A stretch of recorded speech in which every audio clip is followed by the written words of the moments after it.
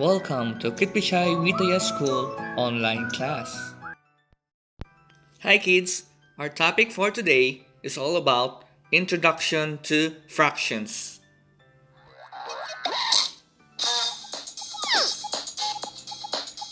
If you've been learning math for a while, then you probably already know a thing or two about fractions. And if you've ever had to, break a cookie in half to share with a friend, well, then you've used fractions in real life. Oh, well, thank you. That's because fractions are used to represent smaller pieces or parts of things. When you're first learning about fractions, it can help to draw pictures to see how they work. So let's start by drawing a circle.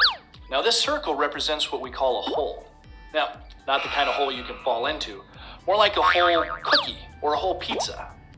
Now if we divide that circle or whole amount into 4 parts, then we call each of those parts a fraction of the original whole circle.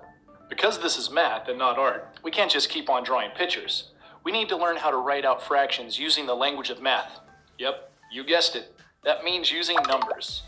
Unlike a regular number, to write a fraction you need 2 numbers. One number on top, one number on bottom, and a line between them. I'll explain exactly what the line's for later in the video. But for now, let's figure out what those 2 numbers mean. Remember, fractions are used to represent parts of something. And the number on the bottom tells us how many parts that something is divided into. The number on top tells us how many of those parts we have. For example, let's write a fraction for our drawing here.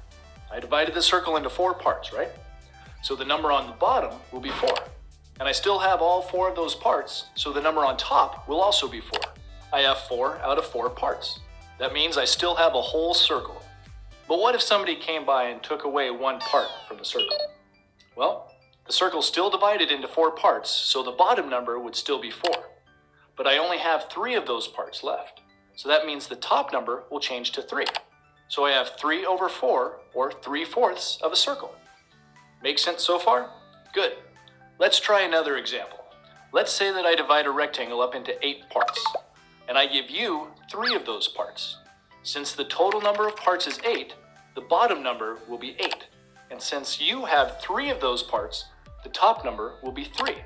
So the fraction I'm giving you is 3 over 8, or 3/8 of the rectangle. No need to think. Oh, and it's important to remember that for fractions to work right, the parts that you divide the whole up into have to be equal.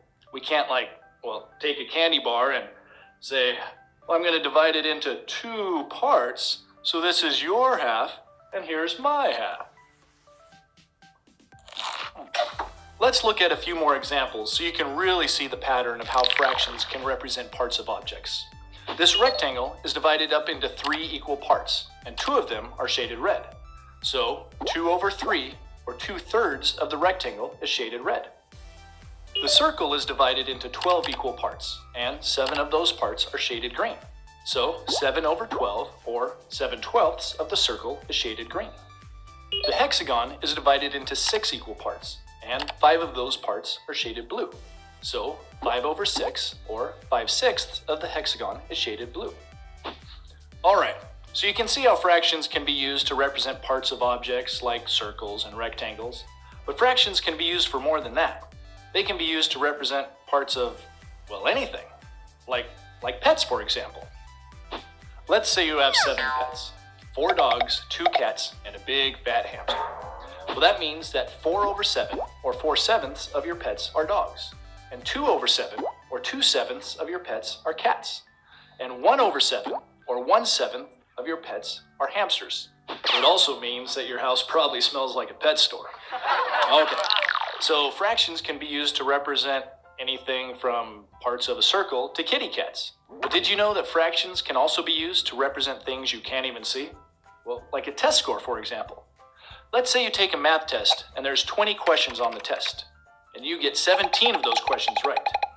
That means that you got 17 over 20, or 17/20 of the questions right. All right, so that's the basic idea of how fractions can be used to represent parts of things. But there's a lot more to fractions than that. In the next section, we're going to be looking at some of the other things we can do with fractions. But before that, let's review. Fractions are used to represent parts of a whole. Fractions are written in the form of a top number over a bottom number with a line between them. The bottom number represents how many parts the whole is divided into, and the top number represents how many of those parts you have.